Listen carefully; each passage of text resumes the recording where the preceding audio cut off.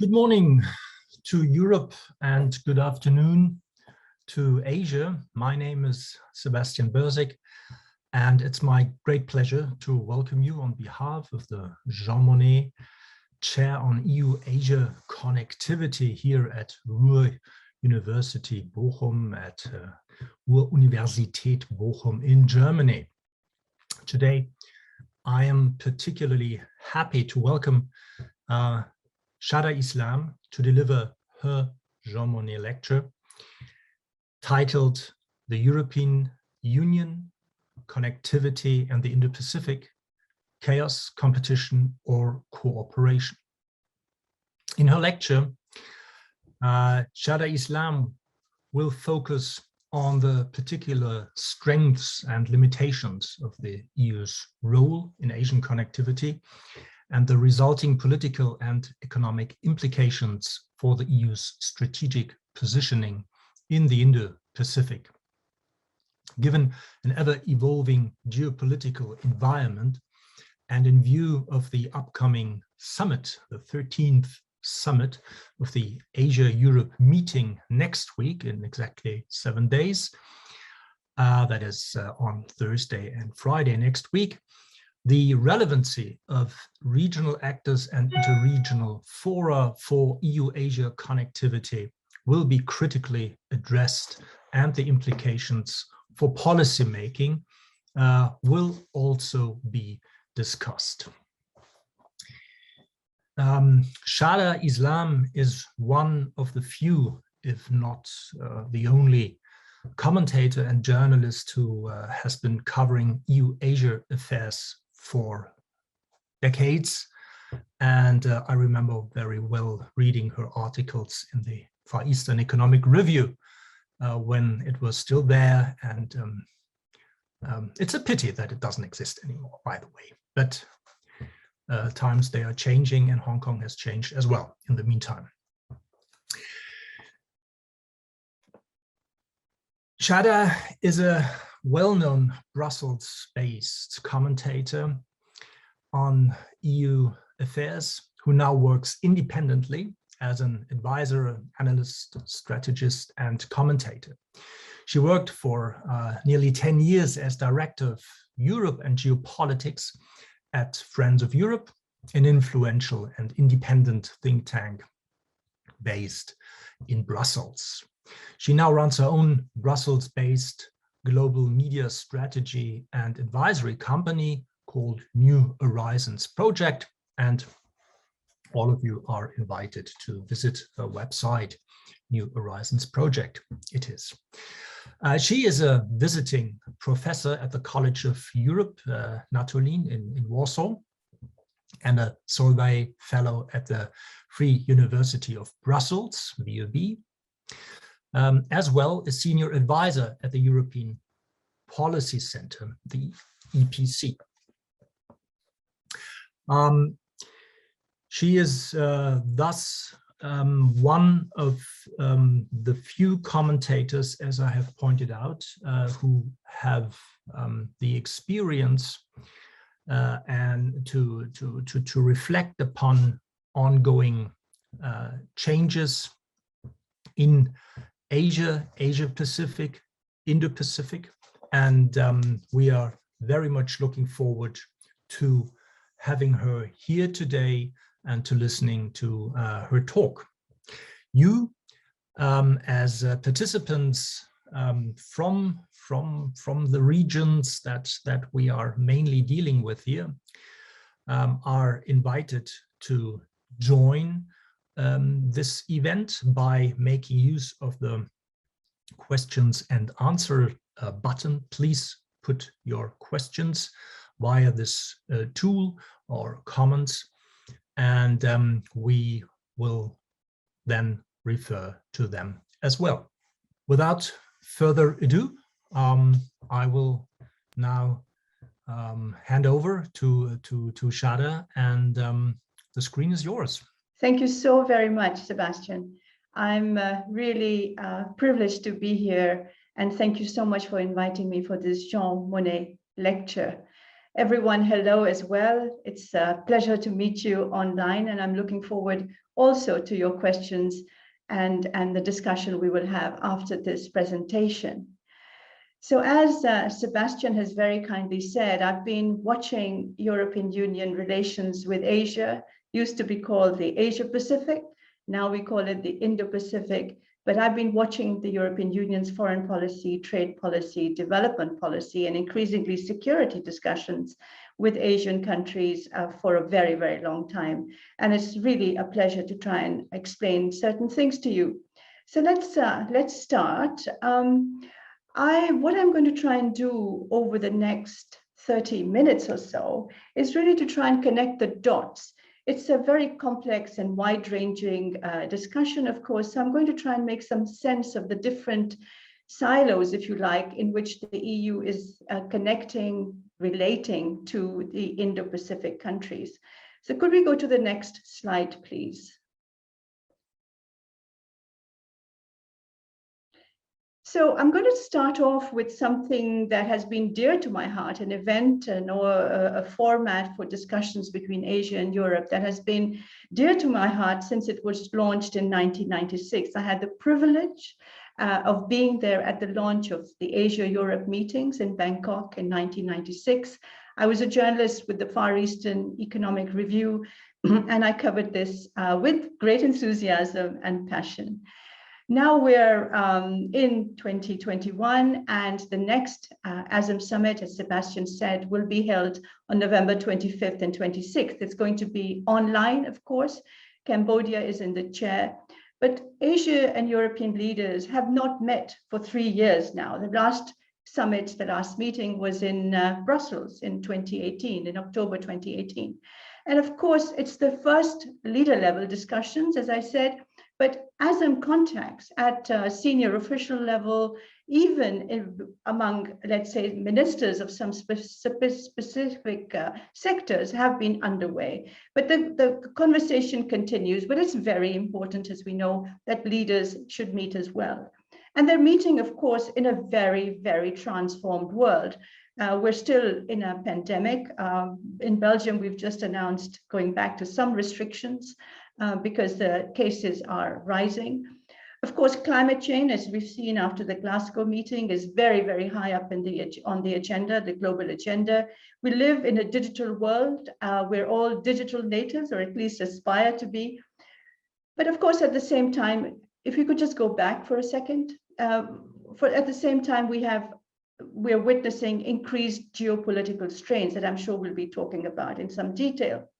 Now, the ASEM summits always have a theme, and this year's theme, quite rightly, I think, is strengthening multilateralism for shared growth, growth being very important for Asia and Europe at this time, because as I said, we're coming out of the pandemic, and of course, growth rates are slowing across Europe and Asia. So this is an important theme. It's not very catchy, but there are many, many issues to discuss. And one of the things we have to remember as we go through this conversation is that while APEC, the Asia-Pacific Economic Cooperation Forum, which has got the United States in it, gets a lot of publicity. We've just seen the meeting chaired by New Zealand online as well. ASEM, unfortunately, does not catch much public attention. And many critics see it as irrelevant. It's a talk shop, they say. It's not credible, and it's not very visible. We can discuss this a bit later because I actually don't agree with this criticism, and I'm happy to share my sentiments with you. Next, please. So as I've been thinking about this multilateralism and the need to make ASEM more relevant, and we see that around us, and we can discuss this, of course, in detail, we see a lot of connectivity initiatives. Of course, the Belt and Road Initiative is one of the most prominent ones, but there are others as well we'll discuss in a second. And so the question is, how do we actually bring all this connectivity, this competition, this chaos under one umbrella? And I think that if ASEM, bringing together, as we say, 55% of global trade, 60% of the global population, and 65% of global GDP, if we all, Asia and Europe, get together and work on making connectivity slightly less competition, more constructive competition, more cooperation, perhaps we can bring something of added value to the global landscape. So together, Asia and Europe do matter. And what I find interesting as I look deeper into this question is how ASEM brings together the concept, the reality of Eurasia, and the concept and the reality of Indo-Pacific. So ASEM, in a sense, provides an umbrella for these two very, very different concepts and geographical spaces as well. But in ASEM, you have both. And I think this is something worth highlighting and spotlighting in these very, very contested times. Next, please. Next, please. Yes, thank you. So at the moment, I don't think I need to go into this in any detail, but our social media, our headlines is about the US-China geopolitical competition that Josep Borrell, the EU High Representative, has described as a struggle for global supremacy. And what I think is quite striking, and this is something that's being discussed in our newspapers and social media every day, if not every hour, is how Joe Biden in many ways had adopted Donald Trump's rather, let's say, harsh and tough stance on China. There was an acrimonious start to the relationship. We know about the meeting in Anchorage, where there was a very, very sharp exchange between the Chinese representative and the Americans there. And of course, the talk in DC is about China being an existential competitor, an adversary. And this is a message that we are getting from our US think tank colleagues and from the US media on a regular basis. But Biden and Xi Jinping, President Xi Jinping, have held their first online meeting, very, very long awaited meeting. And the readouts from that meeting are rather interesting, quite constructive, a number of issues discussed. So it'll be interesting to see if Joe Biden is actually going to take a different stance now vis-a-vis China. I think this can be an open discussion. We don't know yet, but we are watching the space. But I think one thing is clear, and that is that Beijing and Washington will continue to jostle and elbow each other out there for global influence. And this will be taking place across the world. I think in Europe, we'll feel, and we are feeling the consequences, but of course in the Indo-Pacific as well. Here in Europe, we can talk a little bit more about Europe's attitudes towards China, but it's true that the US and the EU are consulting on having perhaps, let's say, aligned approaches towards China and the Indo-Pacific. And these discussions have taken place this year at various levels. For the moment, the EU approach is what we call a three-track approach. So keep talking to Beijing, keep building up EU strategic autonomy and our trade defense tools, and keep criticizing China when we believe there have been violations of human rights. So cooperate where you can, when you can, and push back when you cannot. Next, please. Next, please. So Europe, in a way, and this is also true for the Indo-Pacific countries, and that's where we have this commonality, if you like, is that we have come up with a concept. Ursula von der Leyen, who's the European Commission president, has talked about building a geopolitical Europe, but it's still a work in progress. And in many ways, we are caught between a rock and a hard place. We do not want to make a binary choice between DC, Washington, or Beijing. And the policymakers in Europe, across Europe, here in Brussels as well, are looking for what they call their third way, a standalone EU policy, which is more in tune with Europe's interests and Europe's ideas about how to walk the talk on geopolitics at the moment. So we're discussing at the moment a strategic compass. There's talk about strategic autonomy, now called strategic responsibility, because the US does not like the word autonomy, believes that Europe might become on defense issues, there would be let's say, a clash of interest between the EU and the US inside NATO. So autonomy is now being abandoned slowly here as a concept and being replaced by the idea of strategic responsibility. But Europe is at the moment challenged on many, many fronts. Of course, we're still recovering from Brexit. There is an ongoing energy crisis. There is a clash over values with Hungary, Poland, and other Central and Eastern European states. Refugees are being weaponized on the border between Belarus and Poland. There's going to be a change of leadership in Germany. We know that Germany, of course, is a big an important, significant leader when it comes to European policy towards Asia, always has been and always will be. Next, please. We have the French elections coming up, and France, which is with Germany often called the locomotive, the motor, is looking inwards at the moment. We have strained relations, I've referred to them before, with the energy crisis, but with Russia and Turkey. There are concerns that Europe, the European Union, is losing influence in the Western Balkans. European Union is trying very much to recover a privileged position in Africa. The focus is very much on the Green Deal and trying to make that global. We saw that at COP26 as well. And of course, we're always in Europe, in the European Union, discussing our own future, our identity. So there is an ongoing conference on the future of Europe, which talks about all the different challenges I've mentioned, but more about also our values and our identity. So as usual, Europe is a fascinating and a place for discussion and reflection on our future as well. Next, please. So let's go to the Indo-Pacific. And there, I think we have to say that, as I said, Josep Borrell has talked about global supremacy. The impact of this challenge is felt worldwide. Most countries, I have to say, are refusing to make a binary choice, but it is becoming increasingly difficult. We've had also the strange situation where, as the European Union was announcing its long-awaited Indo-Pacific strategy, there was the announcement of the military alliance between Australia, the UK, and the US called AUKUS, and that, of course, cast a shadow over the EU's announcement. We also have Quad, which brings together Japan, Australia, the US, and India, and that also is the military alliance with the, I think, implicit strategy of containment of China. AUKUS and Quad both are that. So also, Indo-Pacific is not an easy place.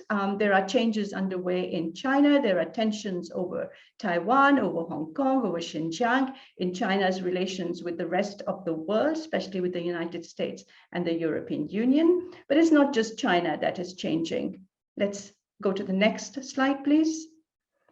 We also have challenges within ASEAN, difficulties obviously about dealing with Myanmar, though ASEAN has often been criticized for being also little more than a paper tiger, a talk shop, something that we often say about the European Union as well. But I think it has been showing a certain degree of independence, autonomy, and maturity in dealing with Myanmar at the moment. But ASEAN is not the only problem. We also have India, and there is, of course, and this is worth a discussion, if you like, later on, erosion of democracy happening in India. And of course, while many see India as a counterbalance to China, there is, of course, great concern in the West about this erosion of democratic standards. And of course, we have just had the US withdrawal from Afghanistan. There is concern about democracy in Pakistan. And we have Sri Lanka and Bangladesh that need to be taken into account as well when we look at the Indo-Pacific, but that are often ignored because we're so focused on China, India, and to some extent on ASEAN. And of course, the overall challenge for Asia, the Indo-Pacific, is climate change and biodiversity as well. Let's go to the next slide. So let's talk about the EU's Indo-Pacific strategy. It's been a long time coming, as I said. I would like to just say very quickly, time is running on, that the focus very much of the EU's Indo-Pacific strategy is on the maritime sphere. This is quite different from what we've had in the past. And of course, there's no surprise there. It's because 90% of the EU's external trade is seaborne. So let's go to the next slide, please.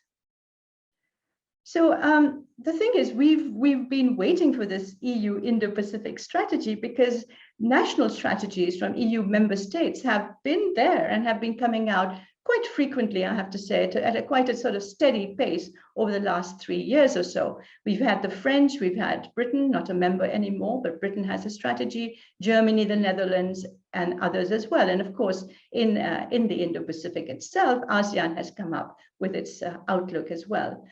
But when we look at this, and we tend to sometimes think that this is something new, but Sebastian and I both know that the EU is no stranger to the Indo-Pacific. It's built up a network of trade agreements and partnership agreements across the region over years. And you know, ASEM is part of that connection, but there are individual bilateral agreements with Asian countries, and you know, there's a long list of trade agreements that are being negotiated today as well. And this relationship has always been driven by business. It's been often clouded by politics and human rights. And of course, colonialism's dark shadow casts also a reflection on it. But this is, for me, and I think for Sebastian and many other of our colleagues, a fascinating journey. Next, please. So one of the reasons it is fascinating and evolving is that the EU-Asia conversation is becoming much more multifaceted. It started off being basically trade dominated. It was all about economics, trade, investments. But now we have discussions, sometimes quite fraught, on climate change. We have conversations on connectivity. We'll go into it a bit further. And of course, at the moment with the pandemic, health issues have become very important. And security is a domain that the EU is entering into quietly, but I think quite significantly. And I think if I could just go back for a second. Yes, I think it is very important that even though this relationship is long-standing, that the EU is using this opportunity, this geopolitical moment, if you like, to sharpen its profile in the Indo-Pacific. And I think it's reinforcing a message. And the toolbox that the EU is bringing to the table at this time is modern, and it covers a range of questions that I think are quite important for Indo-Pacific countries. Let's go to the next slide, please. So, you know, often, and I get this from my students, I get this from people I talk to, it's all about hard security, AUKUS and Quad and naval exercises, about all the things that have to do with, let's say, hard security power. And I think what the EU's Indo-Pacific strategy can do and could do and should do is encourage a broader, more inclusive and nuanced conversation, which is not just dominated by hard security. And it is already, and we hear this a lot, and I hope we can talk about it. We've heard a lot from the region about how the tensions and strains are still very, very high. And what they do not need at the moment is increased military assets, which are going to make the situation in the region even more fraught and difficult, and lead to, as many have said, a very, very difficult arms race. The EU is interesting because as ASEAN, it talks about an Indo-Pacific strategy which is inclusive. And by saying so, even though the words are not mentioned, this is not about anti-China containment. It's a more nuanced stance, and it's inspired by what ASEAN is saying in its own Indo-Pacific outlook. Next, please. So for the moment, the EU is staying away from joining the Quad, at least the military aspects of Quad. But I believe that since many in the region say that the real story of the Indo-Pacific is not so much the military side of things, but really the economic and trade integration that is taking place, I think the EU needs to become more proactive in joining some of the initiatives there, including the Trans-Pacific Partnership in its comprehensive form, which is now being led by Japan. China has asked to join, Taiwan as well. And I think the EU would be a good member of it. Britain has also asked to join, by the way. And I think it's important that the EU gets a seat at the East Asia Summit as well. So I think, as Sebastian said, I think the EU's strengths, and I think this is something that we need to remember when we get carried away by geopolitical tensions and the focus on military hardware, that the EU's strengths really are its very, very significant market and regulatory power, the so-called Brussels effect, if you like. And so the focus and the strategy puts a focus on this is really on trade and investments, climate change, Sustainable Development Goals, SDGs, Agenda 2030, and building digital connectivity networks. So I think the EU should join these economic integration efforts that are going on in the Asia-Pacific. And of course, that brings us to the question of having a free trade agreement with the EU and ASEAN as well. It is a daunting topic, but I believe those discussions should and could resume. Next, please. So these are many of the tools, if you like, in the EU's toolbox, and I'm not going to go and read them to you, but they're available on my slides. Next, please. But the danger ahead, as I say, it's not going to be easy and plain sailing. Critics say that the EU shouldn't really be talking about the Brussels effect and soft power, because what really is important is the military side of things. And though we're going to be saying that we're going to avoid the binary trap, I think as there is heightened pressure from the US and perhaps increased Chinese assertiveness in the South China Seas and elsewhere, vis-a-vis Taiwan, for instance, this very sort of walking the third way is going to become very difficult. And of course, there's increased competition also in the region, not just from the United States and China, but also global Britain. Let's go to the next slide, please. So finding a balance between economic and political interests and values, human rights, will also remain a challenge. And I think it's a big mistake, really, in this Indo-Pacific strategy, not to mention South Asia or Central Asia. The focus is on India as a South Asian player, but I think it's not to our interest, not in our interest to forget Bangladesh, Afghanistan, Pakistan, and the others as well.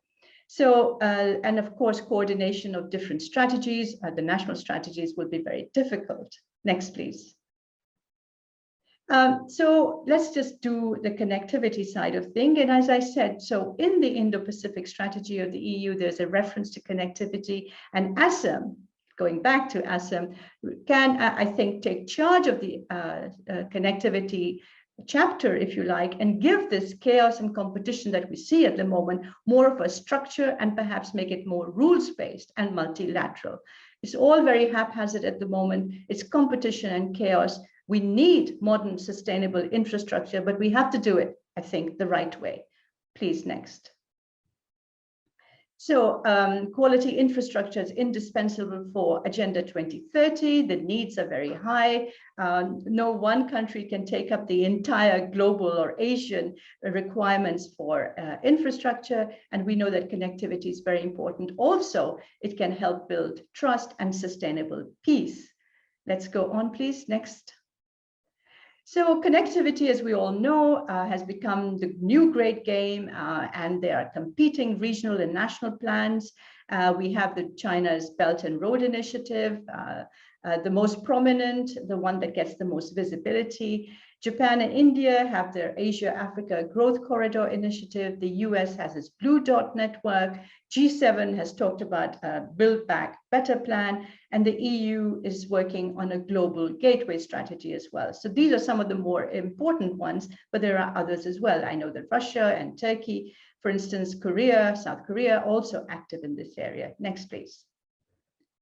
So the argument I would make is very, very simple, and I hope it resonates with some of you. Of course, there would be criticism of it as being too idealistic, too visionary, but I believe that instead of working in competition with each other, let's try and get a multilateral framework where countries that have connectivity plans can come together and agree on basic standards and norms. This is not about financing.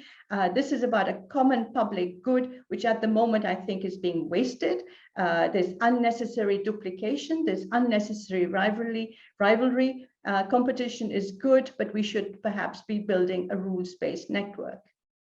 Let's go to the next slide, please. And within ASEM, as I said, Eurasia meets Indo-Pacific. There are many of the key connectivity actors. ASEM has an issue-based leadership model, so countries come together when they need to talk about certain concepts and ideas.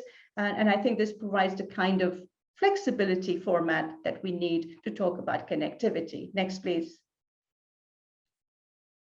So we already in ASEM have a definition of connectivity. I'm not going to read it out to you because it's long, but I think it gets to the core of the message, which is about working together, bringing people, countries, and societies closer together.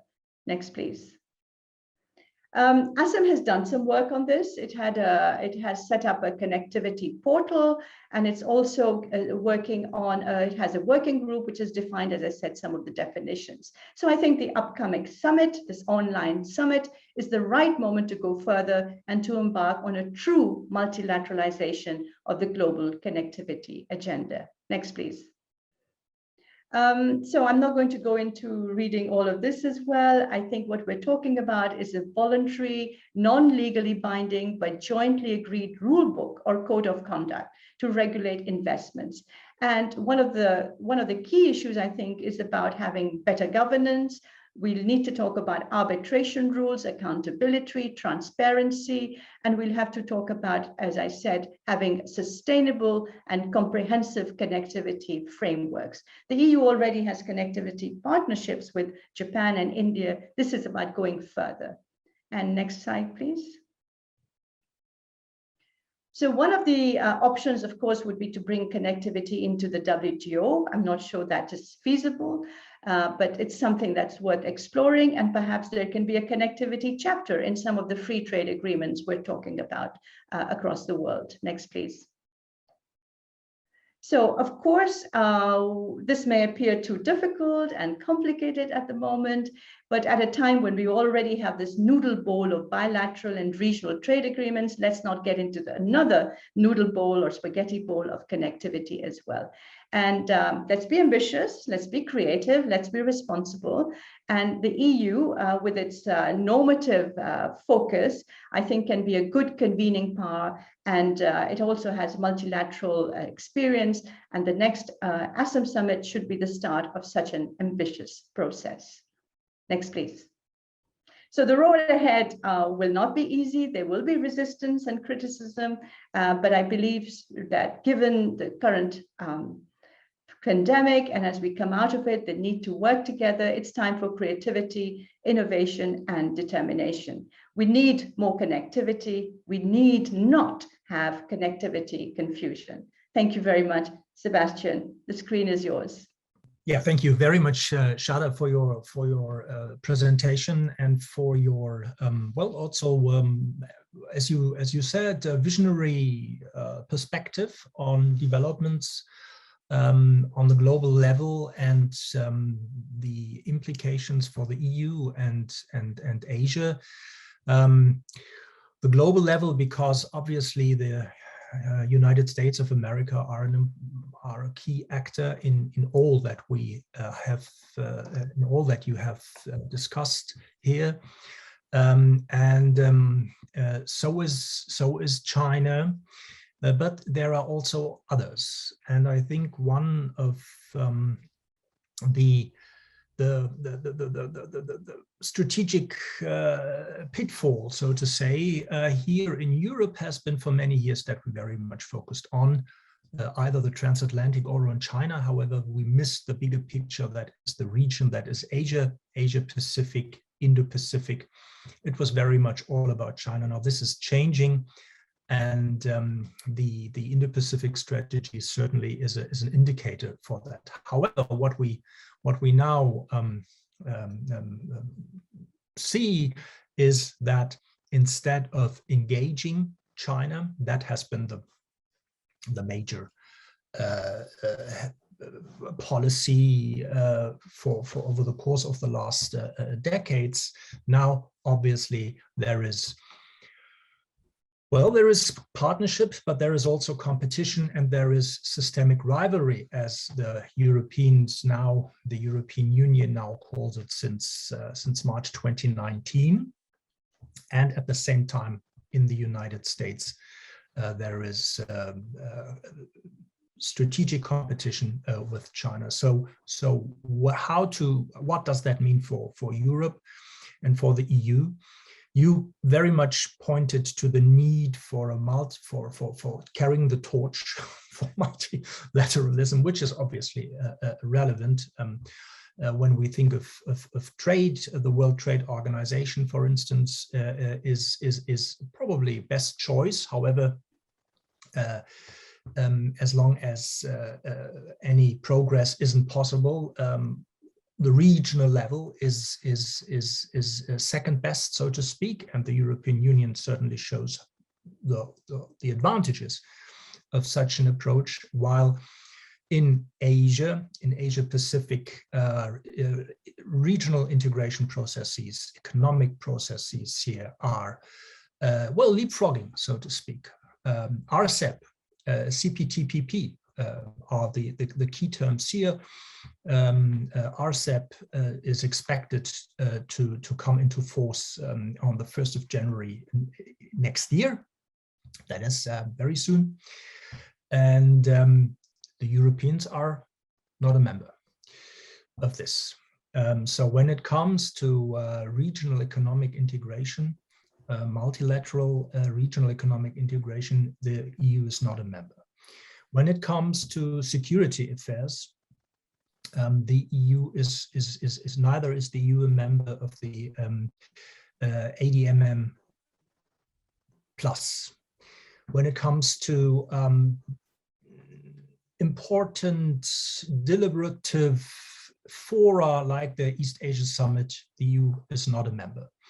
When it comes to ASEAN and ASEAN's summits, the EU is not having an ASEAN summit, an institutionalized one. There isn't one so far. So in many respects, the EU's role is far from being fully fledged. I wonder what that means for the implementation of the strategies, of the rhetoric that the EU is now developing. And the EU is certainly shows a new interest in these developments for economic reasons, for security reasons. Actually, since both depend on each other as well. And because there is a increasing, not only uneasiness, but maybe it's fear that the development, the trajectory of China could actually be detrimental to Europe's interests and values in a way as it was not expected a couple of years before. That is related to the development of the political system in China, in the People's Republic of China, since Xi Jinping came to power. Now, do you see a political will on the in Europe to actually to face these challenges? And that refers to the EU level, but also to the member states level, and well, to different issue areas, policy areas, sure. But in the end, I mean, question of unity is key here. And in a world where multilateral cooperation is becoming more and more precious and rare, isn't Realpolitik what we actually need to take into consideration far more in order to make this a safe region? Thank you very much, Sebastian. A very, very good question. The political will is there. The possibility of forceful action is not there. And that is because of all the realities that you've talked about. Now, this is not a big bang. This is not a big bang policy. This is what I was trying to say. It's a repackaging, a sharpening of policies that have existed, a modernization, updating of policies that have existed. It is very, as often EU strategies tend to be, very theoretical, very well intentioned. I would say quite well articulated. But the devil is in the practice. It's walking the talk that is always going to be difficult. So it's not going to be a big bang pivot to the Indo-Pacific and suddenly everyone will be looking at the Indo-Pacific and coordinating member state actions on that. This is always going to be a work in progress, and you and I know that. It's never going to be one or the other. It's going to come through member states. It's going to come through trade and business. It's going to come through people-to-people exchanges. It's going to be done in bits and pieces, if you like. The strategy is coherent, but its application, its implementation will be in bits and pieces in different ways through member states and through the EU collectively as well. But I don't think that's such a bad thing, because if you look at the world, I think it's a mix and match world. You know, we often talk about how the world could turn into this dangerous one world, two systems. Countries choosing either to go the Washington consensus or to go Beijing's way. And when I look at geopolitics today, it is not about joining one alliance or one set of networks. It's about choosing different policies, different actions, different needs, and matching them with countries or governments or people who can deliver on those needs. That's what, in a sense, value-based leadership is about, or issue-based leadership is about. So I think it's going to be a long haul for the EU to become a member of the East Asia Summit. I think it deserves a seat in the East Asia Summit, because you and I know security is not just about hard security, it's human security, it's climate change, biodiversity, pandemic. And the East Asia Summit is the place for the EU to be. The EU-ASEAN leaders will have a summit because they now have elevated their relationship to a strategic partnership. And I believe that the EU should be part of the economic integration efforts that are underway there. It's a long way to go. The EU trade deals and agreements are very, very high level.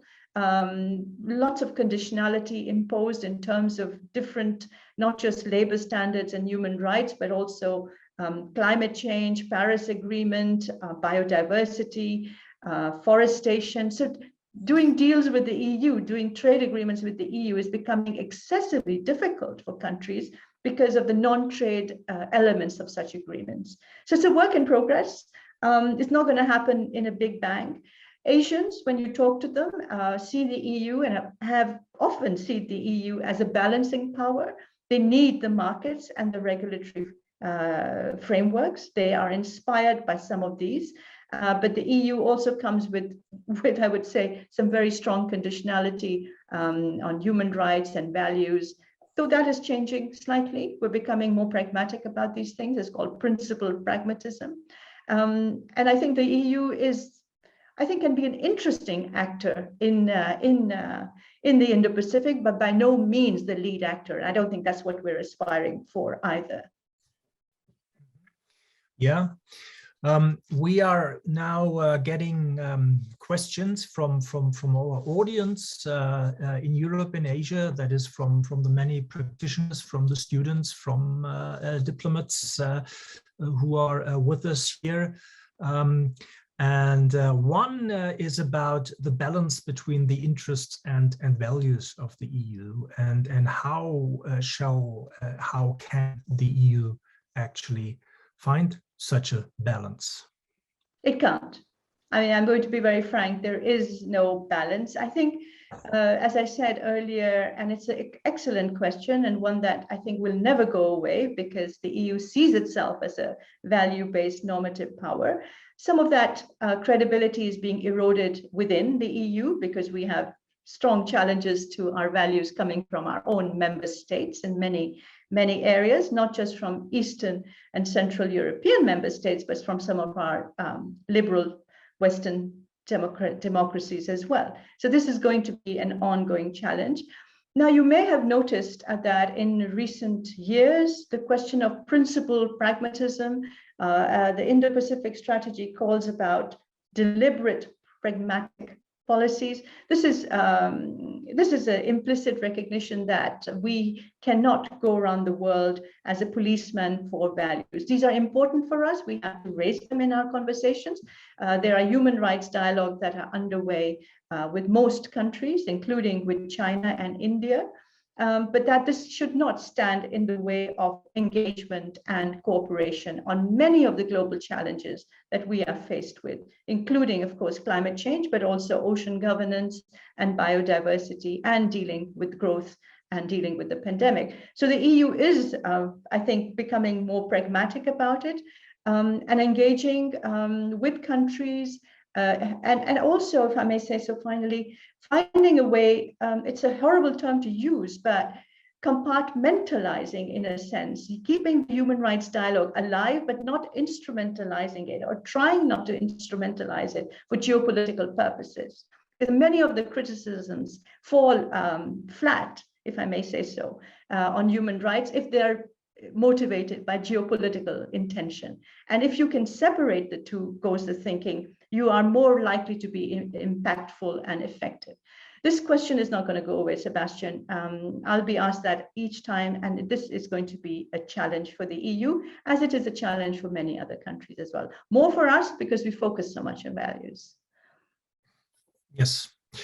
And certainly it does become really difficult once there is the balance cannot be found because they are mutually exclusive, so to speak. And these are the then really tough questions. There is, however, a further question that relates to the same area, and which asks whether you see any change or improvement of the EU's normative leadership concept in its diplomatic strategy in order to lead the rest of the world towards more multilateralism. What do you see as a challenge for the EU to take this leadership position to achieve global agendas, and especially compared with other powers, for instance, China and the US? So more concrete examples here, how the EU can actually shape our leadership is about shaping, shape normative architectures and structures. So I've often, thank you very much for that question, also extremely important. I've always felt that the EU, now 27 member states, is in itself a multilateral exercise, if I may say so. And the diversity and the complexity of our own member states, the differences in governments and structures in history, geopolitical intentions, means that at all the time, Brussels, the EU institutions, and at all these meetings of member states, there is this kind of dealing with complexities that many other, I think, nation states don't have to deal with, or can be more decisive about. So there is this element of internal, let's say, recognition of multilateralism. And I think that makes Europe a more interesting partner, because it can deal with difference. It can deal with discord. It knows the power of negotiation and finding compromises. And I think this is something that we often don't focus on so much as the power of the EU. We talk about regulatory power, but there's also this power of finding the middle ground, because we're doing it all the time ourselves within the EU.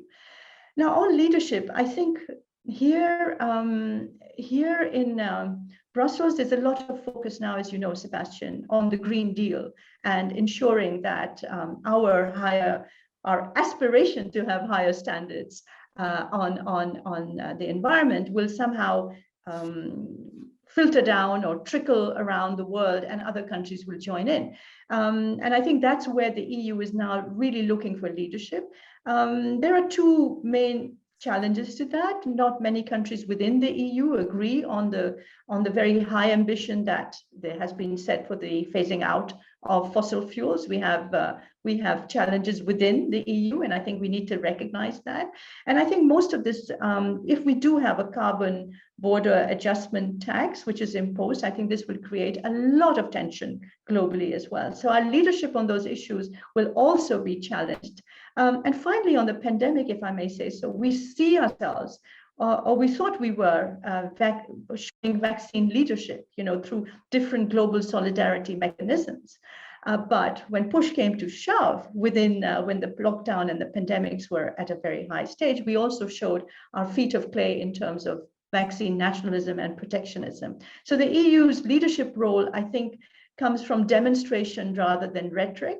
And I think at the moment we are being challenged on our rhetoric and not being able to actually walk this talk that we disseminate and declare. So declaratory leadership is not what is needed. It's really actual leadership. Mm-hmm. Yeah, thank you. There are also questions relating to actors and pointing out that the Indo-Pacific is not only about the big powers, although one needs to certainly agree on a definition here, but about, and since it's very much about, and since it does have a maritime focus, as you said, what about countries or a country, for instance, like Indonesia? The strategy itself calls Japan and India as core partners in the Indo-Pacific. They are connectivity partners now, but what about others? Very, very excellent question as well. What about others? And I think this is one of the deep flaws of this strategy, that we are, whether we like it or not, getting ourselves into. We talk about inclusive strategy, but we're really focused on some of the key players. We're focused, of course, on China. This is going to be a big challenge. How are we going to be inclusive with China when we are at the same time competing? So how do you square the circle of competition and cooperation? I mean, it's easy to say, difficult to do. We're focused on India because we believe that India is a counterbalance to China. And of course, there is Japan. And I think Japan is a very, very important player and is a long-standing player in the region. ASEAN, interestingly, and to my delight, I have to say, is very much part of this strategy. And I think that makes it quite interesting because for many years, as Sebastian, you and I know, EU-ASEAN relations were based on a number of misunderstandings, and it was never, the relationship was always fraught, always, there were always challenges over human rights and other things. ASEAN now, from the EU vantage point, is seen as a very important player. ASEAN centrality, the fact that the ASEAN should be in the driving seat of initiatives is recognized here in Brussels, I think, much more than it is in Washington. And Indonesia, you mentioned, Indonesia is at the moment trying to negotiate a free trade agreement, a bilateral free trade agreement with the EU. Indonesia has always been a very modest geopolitical player, if I may say so, very focused on the region and less on its relationship globally. And the European Union has always been, I would say, neglectful of the importance of Indonesia. I've been one of the academics and think tankers who've been saying for a very long time, we need to up our game with Indonesia.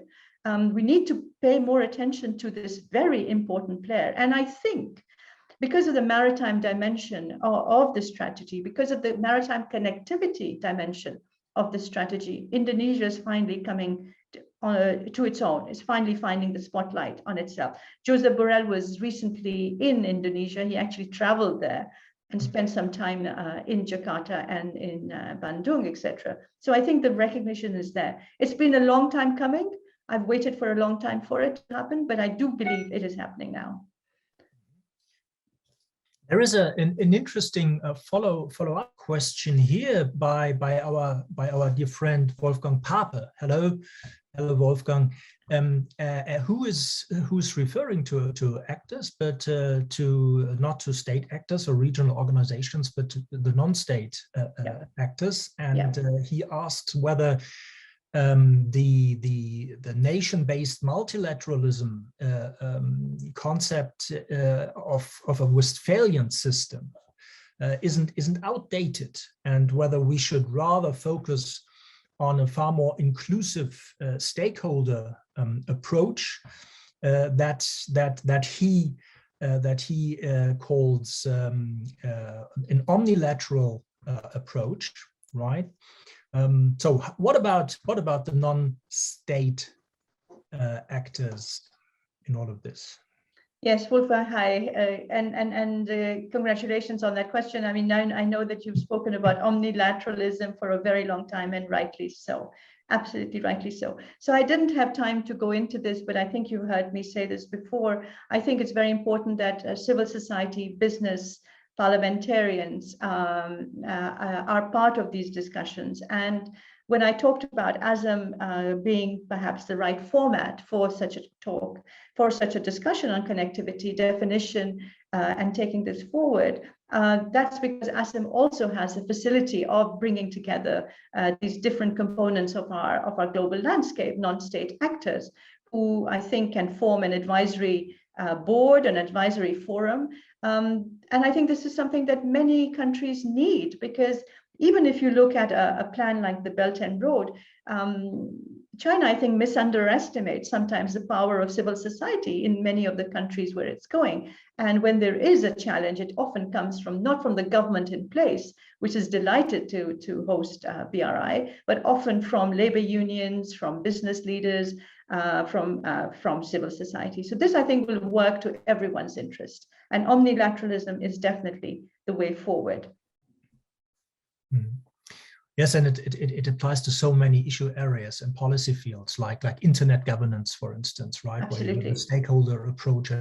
Now there are many questions coming in right now. One that I also want to bring in here is the question of the whether the agreements are binding or not binding, the agreements made in the international sphere. In Europe, they are, right? I mean, the European integration process is based on law, whereas in Asia, right, conventional wisdom has it that it's not. Sovereignty, national sovereignty is considered to be the most important principle here, although in the case of Myanmar, when we look at that, maybe this is changing as well. So what is your, that is Myanmar and ASEAN. So what do you think, in how far is this question of binding or non-binding treaties relevant when we discuss the EU's role in the Indo-Pacific? Yes, it's a fascinating question, and Sebastian, you're so right that we in Europe, it's always surprised me, we're so focused on rules, and that you know, the European Court of Justice and the legality of everything that's done, and I think this is important. But there is a more Asian, if you like, way, consensual way of doing things without actually enshrining them in treaties. If you look at the ASEAN founding treaty, I think it's about 7 or 8 pages, the ASEAN Charter. It's written in English, first of all. We'd probably have to do it in 24 languages. And it's 7 or 8 pages long, the ASEAN Charter. Our treaties go into hundreds, if not thousands of pages. So there's an enormous difference. And I think increasingly, we in Europe are beginning to realize that Asia's way of doing things, where you actually come to agreements, and they don't necessarily have to be legally binding, but they're morally binding. And then you have peer review systems, you have civil society accountability, and a free media. Let's not forget how important that is. And then you can get implementation without there being a legal process. I mean, at the moment in Europe, we're trying to react and rein in some of our countries, Hungary and Poland, in their more sort of drastic violation of legally binding rights on LGBTQI, on women's rights, media, judges, independence, and all that. But it's a slow process, so what is more effective? Consensual rules which are not legally binding, but still, there's moral pressure, or actually taking people to court all the time. I'm not sure, but I think it's a debate worth having. Mm-hmm. Yes, especially since we do see a legalization, so to speak, of economic regional integration within Asia, right? That is, think of RCEP, think of CEAPPP, for instance. So this notion of open regionalism based on a voluntary approach, like that was fashionable in the 90s of the last century. That still exists, but it's complemented, right, by a more legal approach as well. We're coming to an end, unfortunately. However, there is a question that is related to China and EU-India relations. What does the rise of China mean for EU-India relations? That is by Professor Mahendra Gao. Hello. Hello, Professor Gao. Excellent question. I think you know the answer as well as I do. It's been great for India. It's allowed India to upgrade and expand and deepen its relationship with the European Union for things that were, let's say, under the radar for a very long time, including, perhaps getting a free trade agreement between EU and India, going on for now, I think 12 years or so. Earlier this year, this was decided that they would try and resuscitate those talks. There's talk about an investment agreement as a starter. So India has really benefited from, let's say, the geopolitical competition, both as regards DC and regards Brussels. And I think, this is, and I've been saying this for about 3 or 4 years, including in Delhi, this has been India's moment. My concern, and I'm sure, Professor, you share it, is that at the moment, with the democratic erosion and backsliding that is taking place, some of those gains, some of those, let's say, prestige gains over the last 3 or 4 years may be undermined. We'll have to watch that space. But it's been good. I think it's been very good also for Japan. In fact, Japan has benefited also from the fact that we had Donald Trump in power in DC, and Japan took the leadership role when it came to the CEAPPP. And EU and Japan relations have also taken off. The EU is really looking for diversification in its Asian partnerships. I think this is something important also in the Indo-Pacific strategy, and Sebastian, you pointed to that very clearly. Yes, thank you. Let us have one final question here, and that brings us back to hard security. So full circle, so to speak, but not as usual, as we are expecting it usually with regard to maritime security in the Indo-Pacific, right? When it comes to EU-Asia relations, but to the border of the European Union, actually, and the implications for the land lines connecting Europe and Asia. So. Should Brussels ensure the railway operation when there is a critical incident, for instance, at the Polish-Belarusian border? That is a question that relates to the capabilities of the European Union, obviously, to safeguard its economic interests, the military capabilities, and others. How do you assess the